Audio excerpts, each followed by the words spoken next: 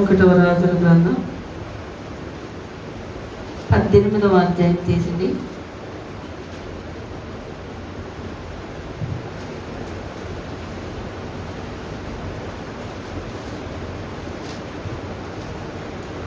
నలభై 41వ వచనంలోకి రండి.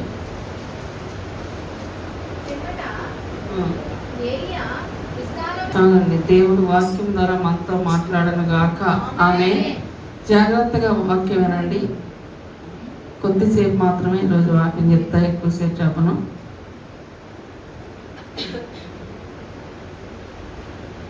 ఇక్కడ పరిస్థితి ఏంటంటే, ఏలియా గారు ఆ దేశపు రాజుతో అంటున్నాడు, ఓ అహాబు, ఓ రాజుగారు, ఇంకొద్దిసేపట్లో వర్షం పడబోతుంది, మీరు వెళ్ళిపోండి ఇంటికి, రథం తీసుకొని ఇక్కడ ఉండబాకండి అని దైవ సేవకుడు రాజుగారికి చెప్తున్నాడు. అప్పుడు ఏలియా గారు చెప్పంగానే రాజుగారు తన రథం వేసుకొని వెళ్ళిపోయాడు. అక్కడ ఒక మాట అంటాడు, మోపైన వాన కురవబోతుంది అని చెప్తాడు.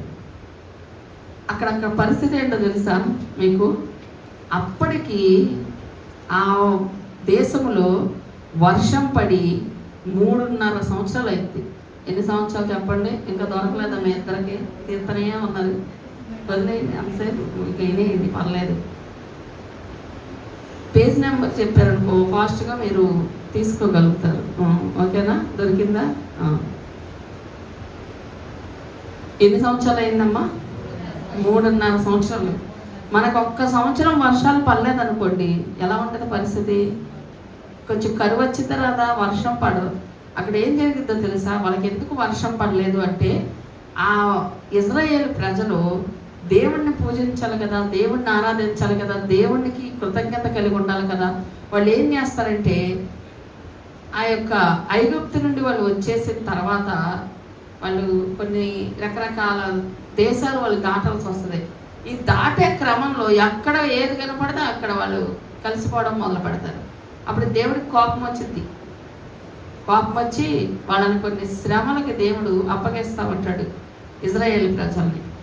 ఇక్కడ ఏం జరుగుతుందంటే, వీళ్ళు ఇజ్రాయేల్ ప్రజలు దేవుడిని మమ్మల్ని బయటికి తీసుకొచ్చాడు, దేవుడు మమ్మల్ని మరి విడిపించాడు, బానిస బ్రతుకుల నుంచి విడిపించాడు, మేము దేవుడికి కృతజ్ఞత కలిగి జీవించాలి అనేది మర్చిపోయి వాళ్ళు ఆ యొక్క బయలుదేవతని ఎక్కువగా ఆ దేశంలో వాళ్ళు రకరకాల చెట్ల కింద, వాటి కింద, వీటి కింద విగ్రహాలు పెట్టుకొని వీళ్ళు ఆరాధనలు వాటికి చేస్తూ మొదలు పెడతారు. భయంకరంగా దేవుడికి కోపం వస్తుంది. కోపం వచ్చినప్పుడు దేవుడు అంటాడు ఏలియాతో చెప్పమంటాడు, ఆ దేశపు రాజు ఎవరు? ఇజ్రాయేల్ దేశపు రాజు అహాబు గారు.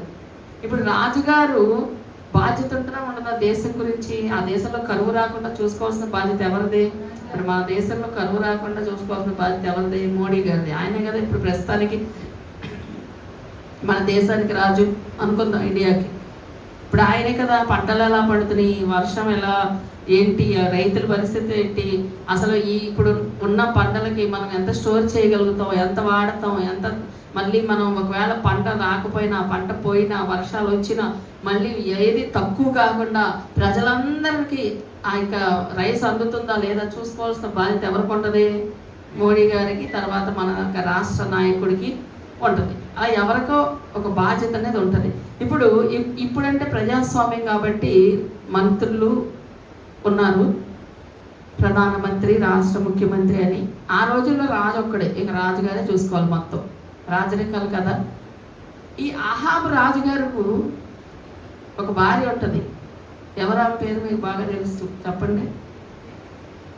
అహాబు రాజుకి ఒక భార్య ఉంటుంది. బైబిల్ గ్రంథం అంతటా మీద భయంకరమైన మహా చెడ్డ స్త్రీ ఆమె, యెజబెల్. ఈ యెజబెల్ని చేసుకుని అహాబు చాలా పెద్ద తప్పు చేస్తాడు.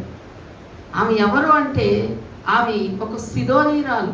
ఆమె వేరే ఒక దేశము స్త్రీ. ఇజ్రాయేల్ ప్రజలు తప్పు చేస్తున్నారని చెప్పాను కదా, ఇష్టం వచ్చిన వాళ్ళు వివాహాలు చేసుకోవడం. దేవుడు అంటాడు, మీరు ఈ క్రమంలో వివాహాలు చేసుకోవాలి, ఈ ఇజ్రాయేల్ ప్రజలు మాత్రమే, మీరు ఇజ్రాయేల్ కుమార్తెలు మాత్రమే వివాహం చేసుకోవాలంటే వీళ్ళు ఏం చేస్తారంటే వీళ్ళకి ఏదైనా నచ్చితే ఎక్కడ పడితే అక్కడ విగ్రహారాధన చేస్తూ ఉంటారు. ఈ క్రమంలోనే అహాబు గారు యెజబెల్ని వివాహం చేసుకుంటాడు. ఆమె ఒక రాజకుమార్తె, కానీ ఆమె అన్యురాలు, ఆమెకి దేవుడు తెలియదు. ఆమె దేవత వేరు, బయలు అనే దేవతను కొలుస్తుంది ఆమె. ఆ విగ్రహాన్ని ఏం చేసిందంటే ఈమె కోడలుగా వస్తా దాన్ని కూడా తీసుకొచ్చింది ఆ దేశానికి. తీసుకొచ్చి మహారాణి గారు కదా, ఈమె చేస్తుందంటే ఇంకొకటి చూసి నేర్చుకోడా అలా మొత్తం దేశం అంతా పాడు చేసి పారేసింది మొత్తం. ఇక దేశం మొత్తం మీద ఎక్కువ విగ్రహారాధన జరిగింది, తక్కువగా ప్రార్థన జరుగుతుంది. అలాంటి రోజుల్లో ఏలియా గారు ప్రవక్త ఉంటాడు, దేవుడు సేవకుడు. అప్పుడు దేవుడు ఏలియాతో మాట్లాడి, నాకు చాలా బాధ కలుగుతుంది ఏలియా, ఈ ప్రజలు ఇలా చెడిపోయారు, వీళ్ళకి నేను వర్షాన్ని కురిపించను. ఎన్ని సంవత్సరాలు అంటే 3.5 సంవత్సరాల వర్షం పడదమాట చెప్తాడు. పక్క పేజీలోకి రండి, 17వ అధ్యాయంలోకి రండి, చదవండి. ప్రారంభంలో ఒక మాట ఉంటుంది, గట్టి చదవండి అమ్మా. ఎవరు చదివినా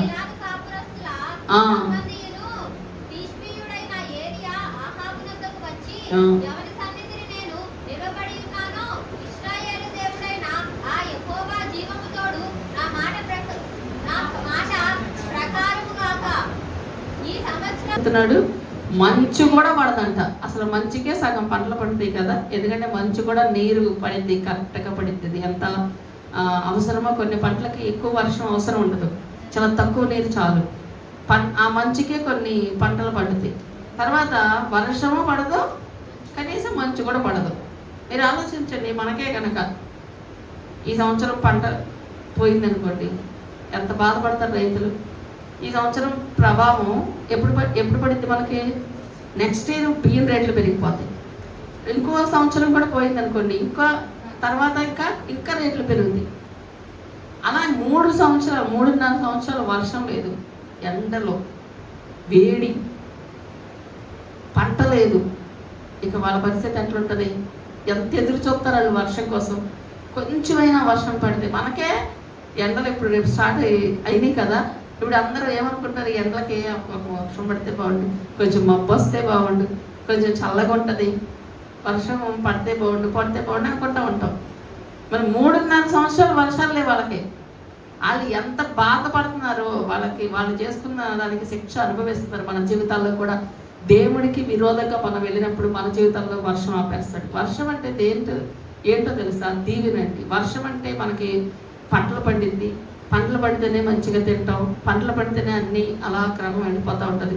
లేదనుకో ఒక్కటి కనుక ఆగిపోయింది అనుకో, దాని ప్రభావం ఇంకో దాని మీద అలా మొత్తం కూడా రేట్లు పెరిగిపోతాయి. ఆర్థిక వ్యవస్థ అంతా కూడా తారుమారైపోతుంది. ఇప్పుడు ఆ దేశంలో భయంకరమైన కరువు వెలువడి చేస్తుంది. మరి ఏలి ఎట్ట తింటాడు అనుకోవచ్చు మీరు. తెలుసుగా మనకి ఏలి ఎట్ట తింటాడు? దేవుడు ఏమన్నాడు? వెళ్ళి అక్కడ ఒక వాగు ఉంది, నీరు ఉంది. అక్కడ వాగు అంటే ఏంటి? నీరు ప్రవహించేది. ఎక్కడో చెప్తాడు దేవుడు. కెరీతి వాగని ఒక వాగు ఉంది, నువ్వు మాత్రం అక్కడికి వెళ్ళిపో, నేనే నీకు పంపిస్తాను అంటాడు. కాకులు తెచ్చి పొద్దున్న సాయంత్రం రొట్టె ముక్కలు మాంసం ముక్కలు పడేస్తాయి. ఆ దేశంలో వాళ్ళకి కనీసం తినడానికి గింజలు లేవు. మరి ఈయనకి మాత్రం దేవుడు ఏం చేశాడు? కాకులతో భోజనం. అది కూడా ఏం భోజనం? దేవుడు పంపిస్తే అలా ఉంటుందండి, దేవుడు ఇస్తే అలా ఉంటుంది మన జీవితాలు. మనం అనుకుంటాం, అసలు మాకు ఎలా ప్రభా, ఎలా గడిచింది ఈ నెల చాలా ఇబ్బందుల్లో ఉన్నాను, ఈ రోజు చాలా ఇబ్బంది పడుతున్నాను, అసలు నాకు వచ్చిన జీతం అంతా వీళ్ళకి సరిపోయింది, నేను ఎలా పడతాను, ఈ నెల నా బిడ్డలకి ఏం పెట్టుకుంటానని కొన్నిసార్లు కొంతమంది అనుకుంటారు. ఆ నెల దేవుడిని ప్రభా ఏంటి ప్రభా అని అడిగితే ఆ నెల ఇంకా అద్భుతంగా పోషిస్తాడు ఆయన, ఇంకా అద్భుతంగా సహాయాన్ని పంపిస్తాడు. అలాంటి ఎన్నో అనుభవం నా జీవితంలో నాకు ఉన్నాయి, మీకు కూడా ఉండే ఉంటాయి. అవునా కాదా? హల్లెలూయా. దేవుడు పోషిస్తున్నాడు, నిజంగా పోషిస్తున్నాడని అనుకుంటున్నారా? మరి నిజంగా పోషించబట్టేగా మీరు పెద్ద వయసు వాళ్ళు, మీరు కుర్చీలో కూర్చున్న అందరినీ దేవుడు నిజంగా పోషిస్తున్నాడు అమ్మ. ఆయన పోషించబట్టే, లేకపోతే ఎంతమంది అక్కడ ఏమంటారు వృద్ధాశ్రమాల్లో వదిలేసేసి, లేకపోతే వాళ్ళకి ఏమీ లేక పాప మాళ్ళు ఇల్లు పెట్టింది తిని మీరే ఒక పెడుతున్నారు హ్యాపీగా. దేవునికి స్తోత్రం. హల్లెలూయా. ఆ దేవుడు ఇచ్చిన కృప లేదు బయట చాలా మందికి ఆ అవకాశం. దేవుడు అద్భుతంగా ఏలియాని పోషించాడు. అది మనం ఇప్పుడు సబ్జెక్ట్ కాదు. అయితే వర్షం ఆగిపోయింది, కరువు భయంకరంగా ఏలుబడి చేస్తుంది. ప్రజలందరూ ఎక్కడ ఏమీ లేదు, ఎక్కడికి వెళ్దామన్నా అంత కరువు, గింజలు లేవు, తినడానికి లేదు. ఏదో డబ్బున్న వాళ్ళ దగ్గర కొంచెం ఉంటే వాళ్ళు మాత్రం తింటున్నారు, మిగతా వాళ్ళందరూ కడుపులు మార్చుకుంటున్నారు. కొంతమంది ఆకలితో చచ్చిపోయారు ఆ రోజుల్లో. ఇలా భయంకరమైన పరిస్థితులు ఉన్న ఆ రోజుల్లో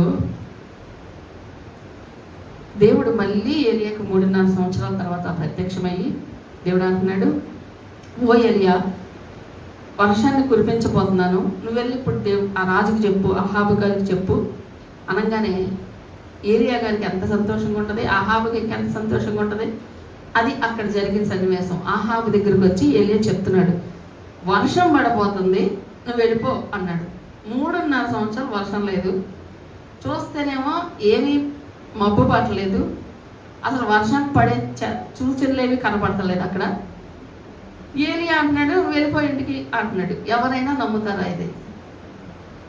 వర్షం పడడానికి ఛాన్స్ రావట్లేదు అక్కడ. బయట భయంకర ఎండేస్తుంది. నేను ఎప్పుడు అంటాను, సపోజ్ అనుకుందాం, అంత గొప్ప దైవజనుడితో పోల్చుకోవడానికి కాదు, అర్హత లేదు. కానీ చెప్తున్నా ఎగ్జాంపుల్ మీకు. అమ్మ మీరు తొందరగా ఇళ్ళకి వెళ్ళిపోండి అమ్మ, వర్షం పడిద్ది అన్నాను అనుకో, మీరు అసలు అమ్మగారికి అసలు ఏమైంది, ఎంత ఎండగా ఉంటే వర్షం పడుతుంది వెళ్ళిపోమంటుంది ఏంటి అనుకుంటారా లేదా? అసలు వర్షం మనకి రెగ్యులర్గా పడుతున్న సందర్భంలోనే మీరు నమ్మరు. ఆల్రెడీ 3.5 సంవత్సరాలు అయింది. ఇక వాళ్ళు అసలు వదిలేసుకున్నారు, అసలు వర్షం పడదేమో ఇక మన దేశంలో. మన దేశం శాపగ్రస్తం అయిపోయింది, మన దేశం మీద దేవుడు ఉగ్రత ఉంది, మనకి ఇంకా వర్షం అనేదే అసలు కనీసం చూడడానికి కూడా కనపడిద్దో లేదో అనుకుంటున్న సమయంలో ఏలియా అంటున్నాడు రాజుతో, దేవుడు వర్షం కురిపించబోతున్నాడు, ఓ రాజుగారు నువ్వు అర్జెంట్కి ఇంటికి వెళ్ళిపో, తడిసిపోతావు అన్నాడు.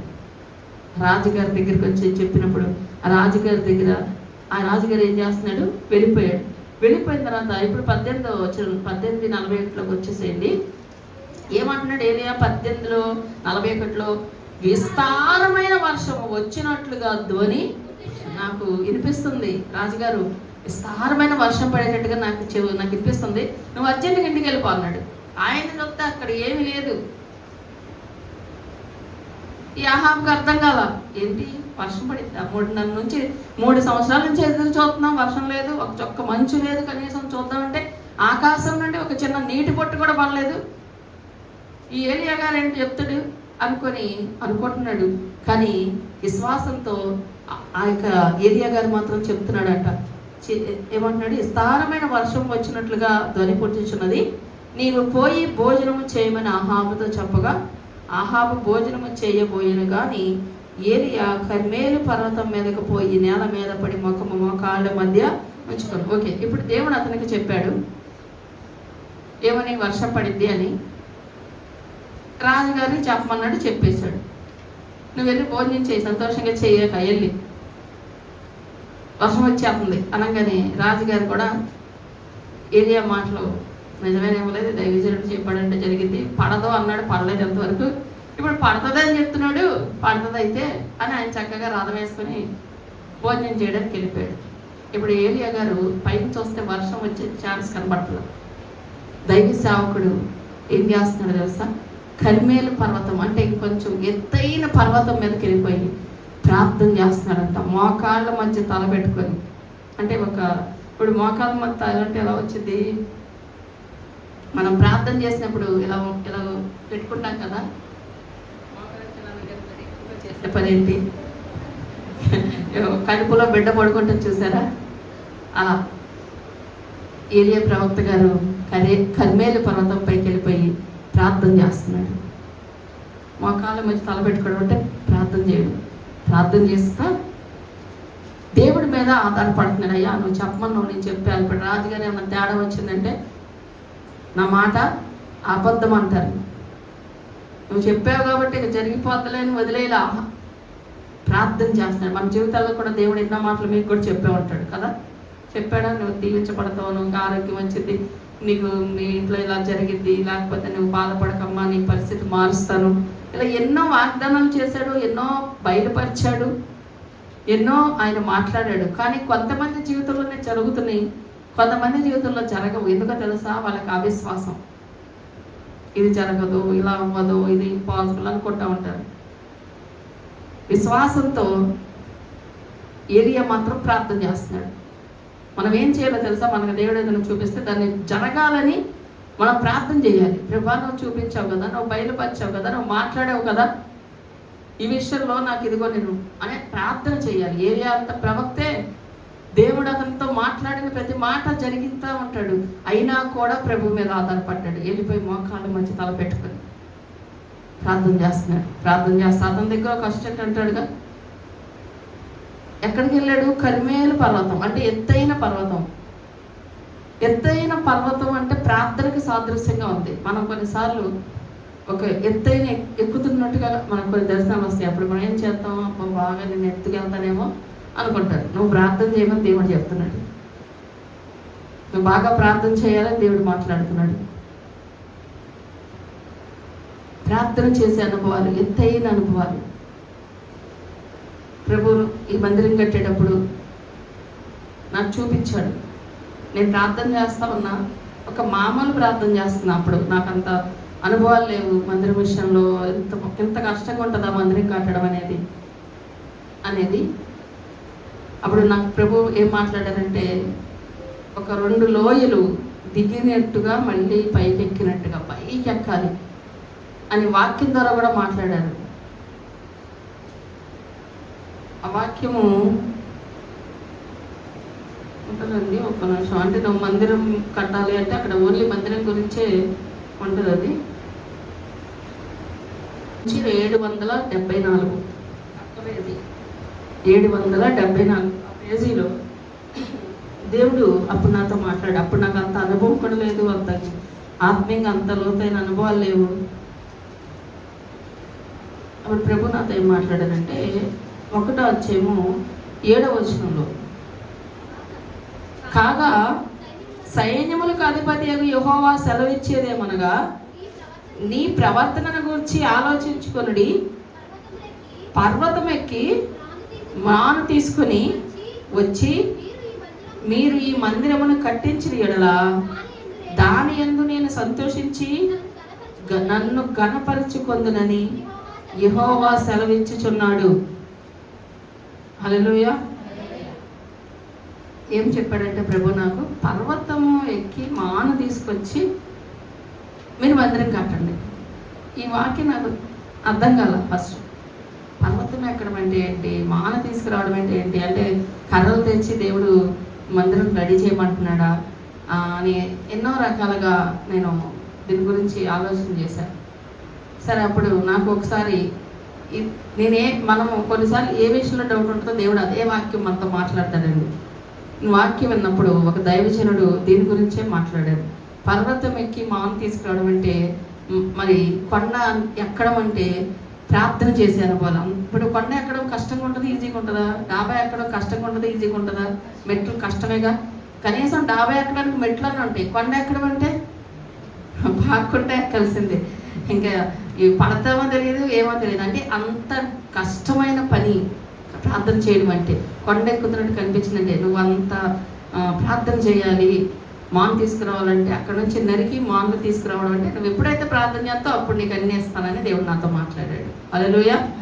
అప్పుడు ప్రార్థన చేయడం మొదలుపెట్టా. అప్పుడు ఎక్కువ ప్రార్థనలో గడిపేదాన్ని. ఎక్కువ ప్రార్థన, ఉపవాసాలు, ప్రార్థన, ఉపవాసం అయితే ప్రార్థన చేయబుద్దిందండి. కడుపుండా తిన్నవాడికి ఏమనిపించింది? ఏమనిపించదు. భారం కలిగిన ప్రార్థన రాదు. కడుపులో పేగులు నొప్పి అనిపిస్తుంటే, ఆకలితో అరుస్తూ ఉంటుంటే, నరాలు గుంజుతూ ఉంటుంటే ఏడుపు వచ్చేస్తుంది. ఈ బాధ పక్క, శరీర బాధ పక్కన మన బాధలు. అప్పుడు వచ్చేది నిజమైన ప్రార్థన. అందుకే ఉపవాసం చేయమని చెప్పాడు దేవుడు. కొన్నిసార్లు మన శరీరాన్ని మనం కష్టపెట్టుకొని నలగొట్టుకొని దేవుడి దగ్గరికి వచ్చినప్పుడు నిజమైన ప్రార్థన అసలైంది వచ్చింది బాగా. అప్పుడు మాను ఎక్కి ఆ పర్వతం మీద నుండి తీసుకొచ్చి కట్టడం అంటే నాకు బాగా అర్థమైంది. అంత బలమైన ప్రార్థన చేయాలి. ఇక్కడ మెరకెక్కాడు ఏలియా గారు. మెరకెక్కి ప్రార్థన చేస్తున్నప్పుడు అతని దగ్గర ఒక అతను ఉంటాడు కదా, అతన్ని పిలిచి చెప్తున్నాడు, నీకు ఏమైనా కనిపిస్తుందేమో ఒకసారి వెళ్ళి చూసిరా అన్నాడు. తర్వాత అతడు తన దాసుని పిలిచి నీవు పైకి పోయి సముద్రం వైపు చూడమనగా వాడు మెరక ఎక్కి పారజూచి ఏమీయూ కనబడలేదనగా అతడు ఇంకా 7 మార్లు చూడమని చెప్పాడంట. ఎన్నిసార్లు చూడమన్నాడు అంటే 7 మార్లు చూడమన్నాడు అంటే ఏంటో అర్థం తెలుసా? ఇప్పుడు సపోజ్ ప్రార్థన చేస్తున్నాం కదా, చెప్తా ఎగ్జాంపుల్. ఇప్పుడు మనం ప్రార్థన చేస్తూ ఉంటాం కదా, ఎలా చేస్తాం ప్రార్థన? మనం మామూలుగా మొక్కల వైపు చేస్తాం కదా, ఇట్లా మోకాలు పెట్టుకోవడం అట్లా కూర్చున్నాడు. కూర్చొని లెగిసి పిలుస్తున్నాడు, ఒకసారి చూసిరాయాలి అనగానే అతను వెళ్ళి మళ్ళీ చూస్తున్నాడు. చూడంగానే ఏం కనిపించలేదయ్యా అన్నాడు. అనిపించలేదా? సరే మళ్ళీ అంటే ఎంత ప్రార్థన చేసి ఉంటాడు? ఒకసారి 7 మార్లు అతను లేచి చూశాడు అంటే, ఒకటోసారి చూశాడు ఏం కనిపించలేదు, రెండోసారి చూశాడు ఏం కనిపించలేదు, మళ్ళీ మోకాళ్ళ మధ్య పెట్టుకుంటున్నాడు. మనం అంటే ఎక్కువసేపు పెట్టుకోలేం, బట్టలకు ఎట్లా అడ్డొస్తా ఉంటాయి.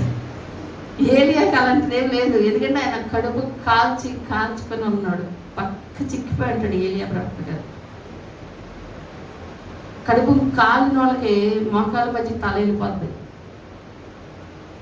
అలా పెట్టుకొని ప్రార్థన చేస్తా ఉన్నాడు. మళ్ళీ లేచాడు, మళ్ళీ ఒకసారి చూసాడు, మళ్ళీ వెళ్ళాడు దాసుడు. మళ్ళీ వెళ్ళి ఏం లేదయ్యా, ఏం లేదని నన్ను చెప్పేశాను. ఇప్పుడు రాజుగారు నా తల తీసట్టాడు వచ్చి, ఏం నువ్వు చెప్పావు కానీ మాట ఏమైంది, ఏం చేయాలి ప్రభా? మళ్ళీ మోకాల మధ్యకి వెళ్ళిపోయాడు. మళ్ళీ లేచాడు మూడోసారి, ఇంకసారి చూసిరా వెళ్ళి ఒకసారి, ఏం లేదయ్యా. నాలుగోసారి ఏం లేదయ్యా, లేదా ఇంకా చాలులే అని లేచిపోయాడా? మనమైతే అన్నిసార్లు చేస్తామా? మనమైతే అన్ని ప్రయత్నాలు చేస్తామా? మనమైతే అంతగా ప్రార్థన చేస్తామా? మనకు అందుకే జరగట్లా. మనం ఏం చేయాలి తెలుసా? ఎన్నిసార్లైనా ఎదురు చూడాలి, ఎంతైనా ఎదురు చూడాలి, ఎన్ని నెలలైనా ఎదురు చూడాలి, ఎన్నిసార్లైనా ప్రభు ప్రార్థన మానకూడదు. మన ప్రార్థన మానేసి నాలుగోసారి చూసి చాలేక ఇంక ప్రార్థన చేయదు. కానీ దేవుడు నా ప్రార్థన అంటలేదు, కానీ సర్లే ఏం చేస్తాం, దేవుడు చేసినప్పుడే చేస్తాడు. శ్వాసంతో ఎదురు చూద్దాం అనుకుంటున్నాడా? మళ్ళీ ప్రార్థన చేస్తున్నాడండి. ప్రార్థన మానకూడదు. మీరు ఇప్పుడు ఏ పాయింట్ల విషయంలో ప్రార్థన చేస్తున్నారు నాకు తెలియదు, కానీ ఒకటి గుర్తుపెట్టుకోండి, ఈరోజు దేవుడు మనతో మాట్లాడుతున్నాడు. నీ బిడ్డల రక్షణ గురించి చేస్తున్నావా? నీ ఆరోగ్యం గురించి చేస్తున్నావా? మీ కుటుంబంలో రక్షణ గురించి చేస్తున్నావా? రక్షించబడాలి, నా బిడ్డలు రక్షించబడాలి, నా కుటుంబం రక్షించబడాలి. విసిగిపోవద్దు. నీ మోకాళ్ళ మధ్యకి తలెళ్ళిపోవాలి. తలెళ్ళిపోవడం అంటే ఇప్పుడు ప్రార్థన చేయండి, ప్రార్థన అనుకోవాలి. ఎంతైనా చెయ్యి, ఎన్నిసార్లైనా చూడు, ప్రభా చేస్తాం, ఈ సంవత్సరం చేస్తాం, ఈ సంవత్సరం రక్షించబడతారు అనుకున్నా, ఈ సంవత్సరం దీవించబడతారు అనుకున్నా, ఈ సంవత్సరం నాకు మంచి ఆరోగ్యం ఇస్తాం అనుకున్నా, ఈ సంవత్సరం ఒక గొప్ప గౌరవమైన ఘనతైన ఇస్తాను అనుకున్నాం, ఈ సంవత్సరం జరగ. మళ్ళీ ఎదురు చూడు, ఇసిగిపోవద్దు, నిరాశపడద్దు, నిస్పృహలొద్దు. జరిగే వరకు దేవుడు కార్యం కోసం చేస్తూనే ఉండాలి. ప్రార్థన అవ్వద్దు. ఇంకేం చేస్తాం? సంవత్సరం అంతా చేసామండి, ఏమీ ఎదుగుబొదుగు కనిపించట్లేదు, ఏమీ మార్పు కనిపించట్లేదు, ఇంకా చాలండి అనుకుంటారు చాలామంది. జనరల్గా ఇదేగా వచ్చింది మనకి. యథార్థంగా చెప్పండి, ఇదే కనిపించింది.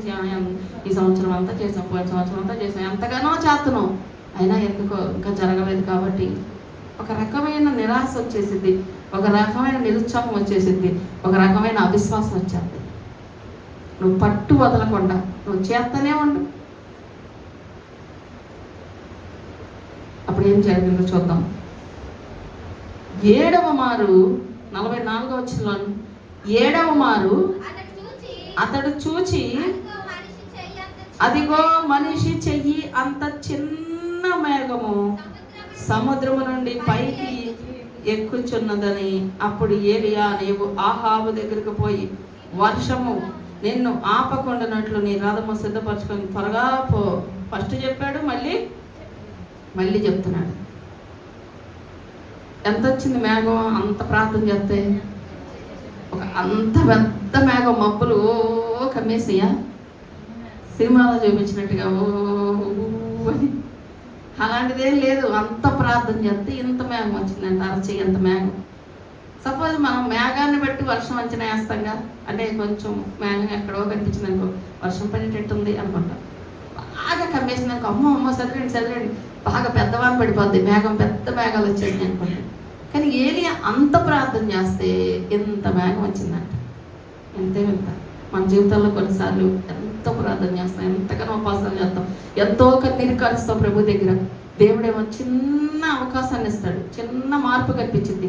అప్పుడు అనుకుంటా అంత చేస్తే ఎంతేనా ప్రభా, ఇదేం జరిగిందయ్యా అనుకోవద్దు. విశ్వాసంతో ఎంత చాలు. ఏం జరిగింది అక్కడ చూద్దాం. ఆ ఎంత మేఘం ఏమైందో తెలుసా? అంతలో ఆకాశము మేఘములతోనూ గాలి వానలతోనూ కాదు, కారు మబ్బులతోనూ కారు కమ్మెను. అంటే కారు అంటే చీకటి మొత్తం. ఏంటి ఎంత మేఘం? ఆ కొంచెం చాలు దేవుడు నీ జీవితంలో చిన్న మార్పు వచ్చిందా? నీ జీవితంలో ప్రార్థన చేయగా ఆ మనిషిలో చిన్న మార్పు వచ్చిందా? ఆ ఆరోగ్య విషయంలో చిన్న మార్పు వచ్చిందా? ఆర్థికంగా ఒక చిన్న మార్పు కనిపించిందా? చాలు, ఆ చిన్నదే చాలు. నా జీవితంలో ప్రభా నేను విశ్వసిస్తున్నా, నువ్వు పెద్ద కార్యం చేయబోతున్నావు అని నువ్వు నమ్మి ప్రార్థన చేయడం మొదలెట్టాలి. మళ్ళీ ఇంత చేస్తే ప్రభా, ఇంత చేసావా, ఇంత జరగదులే అనుకోవద్దు. ఆ చిన్నది చాలు. నీ జీవితంలో చిన్న మార్పు అయినా నీ జీవితంలో వస్తే నీ విశ్వాసంతో ముందుకెళ్ళిపోవాలి. నీ విశ్వాసమే. ఏరియా విశ్వాసం ఇక్కడ ఎంత విశ్వాసం అండి. 7 సార్లు కూడా నిరుత్సాహపడకుండా పెద్ద వయసోడు అంత ప్రార్థన. అంటే సపోజ్ 7 సార్లు చూశాడంటే ఊరికి ఎట్లా మొంగి ఎట్లా చూసి ఎట్లా మనలాగా గంట ప్రార్థనలో 100 సార్లు కళ్ళు తెరిసినట్టు కాదు. ఆయన మోకాలు వేస్తే వర్షం ఆగంటే ఆగింది, రా అంటే వచ్చింది. అంత రోషం కలిగిన ప్రవక్త ఆయన మాటలోనే దేవుడు శక్తి పెట్టాడు. అలాంటి ఆయన కూడా అంత ప్రార్థన చేస్తే ఎంత మేఘం వచ్చింది. మన జీవితంలో మనం ఎంత చేస్తున్నాం ప్రభా, ఎంత చేస్తున్నాం ప్రభా అనుకోవద్దు. నువ్వు ఎంత చేసినా సరే ప్రభు చిన్నగా మొదలైంది ఆ మార్పు అనేది. నువ్వు చేయగా నీ ఇంట్లో చిన్న మార్పు కనిపించింది. నువ్వు ఎవరి రక్షణ కోసం ప్రార్థన చేస్తున్న వాళ్ళలో చిన్న మార్పు కనిపించింది. అది కొంచెంగా విశ్వాసం ఉంచుతారు. నువ్వు ఎవరి కోసం ప్రార్థన చేస్తున్నావో వాళ్ళు చిన్నగా మార్పు చెందుతూ ఉంటారు. ఒకేసారి మారిపోవాలి అందరికీ. ఇంకా మారలేదని ఒక అతను అని అతను చర్చి కూడా మానేస్తాడు చేశాడు. అతను ఏదో కొద్దిగా మారాడు. అవునా కాదు? ఒకప్పుడుతో పోల్చుకుంటే మారాడు లేదా? డేవిడ్ గారు ఎవరో కాదు పని అనుకుందాం. ఒకప్పుడు ఎంత బేభత్సం, ఒకప్పుడు ఎంత భయానకం, ఎంత విధ్వంసం. కానీ ఆయన పాపం దేవుడు పట్టుకున్నాక ఎంతో సైలెంట్ అయిపోయి ఎంతో మంచిగా ఉంటే వచ్చిన వాళ్ళందరూ బంధువులు కొంతమంది ఏం మారాడు ఒక్కసారి అయిపోద్దండి. మనం అవుతామా? ఏ మనిషి ఒక్కసారి ఎవరు మారరు కదా. కొద్దిగా మార్పు వచ్చిందిగా, విశ్వాసం వచ్చొచ్చుగా. ఒకరోజు దేవుడు కంప్లీట్గా మారుస్తాడేమో నా ప్రభు అని నువ్వు నమ్మితే నీ జీవితంలో కొంచెం నీ హెల్త్ విషయంలో ప్రార్థన చేస్తున్నావు, చిన్న తేడా కనిపించింది, విశ్వసించు. దేవుడు ఈ చిన్న మార్పు ఇచ్చాడు కాబట్టి పూర్తిగా నన్ను స్వస్థపరుస్తాడు. ఆరోగ్యం కోసం కాదు, ఆర్థికంగా దీవించబడాలని ప్రార్థన చేస్తున్నావు, ఏదో కొంచెం సమృద్ధి కనిపించింది, విశ్వాసం ఉంచు. ప్రభు నాకు ఖచ్చితంగా సమృద్ధి, సర్వ సమృద్ధి ఇస్తాడని. చదువు కోసం ప్రార్థన చేస్తున్నావు, ఏదో కొంచెం బెటర్ అనిపించింది, తర్వాత దేవుడు నన్ను ఇంకా మంచి జ్ఞానవంతులంగా చేస్తాడని ప్రార్థన చేస్తా. ఇంకా చేసుకో. ఇంకా ప్రభు స్తోత్రం, అయినా చిన్న మార్పు చూశానయ్యా. ఈ కృతజ్ఞత ఉండదు కొంతమందికి, ఈ గుర్తింపు ఉండదు. ఏది అంత ఆయనే గొప్ప ప్రవక్తే. చిన్న అరిచేయంత మేఘం వస్తే ప్రార్థన ఆపలేదండి. అరిచేయంత మేఘం వస్తే దాన్ని బట్టి విశ్వాసం ఉంచాడు కాబట్టి మోపైన వాన అంట, మామూలు వాన కాదు, విస్తారమైన వాన పడింది. మీ జీవితంలో పరిస్థితులు తారుమారుగా ఉండొచ్చు, వ్యతిరేకించేవారు ఎక్కువ ఉండొచ్చు, ఎక్కిరించే వాళ్ళు ఎక్కువ ఉండొచ్చు, ఆర్థికంగా నువ్వు ఎంతో దీనస్థితిలో ఉండొచ్చు, ఒకప్పుడు నీకున్న పరిస్థితి ఇప్పుడు లేకపోవచ్చు. కానీ నువ్వు విశ్వాసం కోల్పోవద్దు. ఎందుకంటే నీ విశ్వాసం, నీ ప్రార్థనే మళ్ళీ నువ్వు కోల్పోయిన ప్రతి పరిస్థితిని సంపాదించుకోవడానికి ఒక ఆయుధం లాంటిది. నువ్వు విశ్వాసాన్ని కోల్పోయావనుకో ఇంకా ఏముండదు, మొత్తం మెట్లు దిగుతూ ఉంటాను, ఎక్కడ ఉండదు. అందుకని ఏ స్థితిలో ఉన్నా అరచేయంత మేఘం చాలు. ప్రభా నాకు నమ్మకం ఉందయ్యా, నువ్వు చేస్తావు నాయన. కొద్ది మార్పు చూశాను ప్రభా. నేను ప్రార్థన చేస్తే కొద్దిగా మార్పు కనిపించింది నా జీవితంలో. నేను ప్రార్థన చేస్తే నా కుటుంబంలో కొంచెం మార్పు కనిపించింది, నా బిడ్డల్లో కొంచెం మార్పు కనిపించింది, నా బ్రతుకులో కొంచెం మార్పు కనిపించింది. నేను నమ్ముతున్నాను, నువ్వు ఇంకా కార్యం చేయదండి అని అడగాలంట. అప్పుడు దేవుడు ఇంకా ఇంకా ఇంకా చేస్తాడు. ఇక్కడ మోపైన వాన కురిసింది. వెంటనే ఆహాబు రాజుగారు క్షమించండి రథం సిద్ధపరచుకొని వెళ్ళిపోయాడు. యేసుప్రభు వారు కూడా దీని గురించి ఒక ఉదాహరణ చెప్పారు. ఏమని? మీరు విసుకక నిత్యము ప్రార్థించండి. ఇప్పుడు ఏలియా గారు ఇసుకుపోయి ఉంటే మేలు పొందేవాడా? వర్షం పడేదా? దేశానికి కరువు తీరేదా? ప్రజలందరూ సంతోషించేవారా? కడుపులు నిండే వాళ్ళందరూ విసుగు చెందితే మన జీవితంలో ఎన్ని ఆశీర్వాదాలు పోగొట్టేసుకుంటాము. ఏలియా గారు అలా విసుగు చెందల, నిరాశ చెందల, అవిశ్వాస పడలా. చూసినప్పుడల్లా రాలేదు రాలేదు రాలేదు రాలేదని విన్నాడే కానీ మళ్ళీ చేద్దాం ప్రార్థన, మళ్ళీ చేద్దాం ప్రార్థన, మళ్ళీ చేద్దాం ప్రార్థన, పట్టుదల. అందుకే యేసుప్రభువు అన్నారు కదా, విసుగక నిత్యము ప్రార్థన చేయండి. విసుక్కోవద్దండి. ఈరోజు చాలా పెట్టింది. ఎందుకంటే చాలామంది మేలు పొందలేకపోతున్నారు. విసుగుదల వచ్చేది. కొంచెం చేస్తారు కొన్ని పాయింట్లు, ఇక అది జరగలేదనుకో, ఆలస్యమైందనుకో, వీళ్ళు అనుకున్నంత జరగలేదనుకో, అవిశ్వాసమే. నువ్వు అనుకున్నంత ఎప్పుడు జరగదు. దేవుడు అనుకున్నంతే చేస్తాడు. నువ్వు విశ్వాసంగా నువ్వు ప్రార్థన చేసుకో. జరిగిన కొద్ది కార్యాన్ని బట్టి స్తుతించు. ప్రభా, కొంచెం మార్పు ఇచ్చావు కదా, కొంచెం దీవెనిచ్చావు కదా, కొంచెం మారారు కదా, కొంచెం ఆరోగ్యం ఇచ్చావు కదా, కొంచెం చాలు, ఆరచేయంత మేఘం చాలు నా జీవితంలో, మోపైన దీవెనలు వేస్తావని నువ్వు నమ్మి ప్రార్థన చేయి. దేవుని జీవితంలో కార్యం చేయబోతున్నాడు.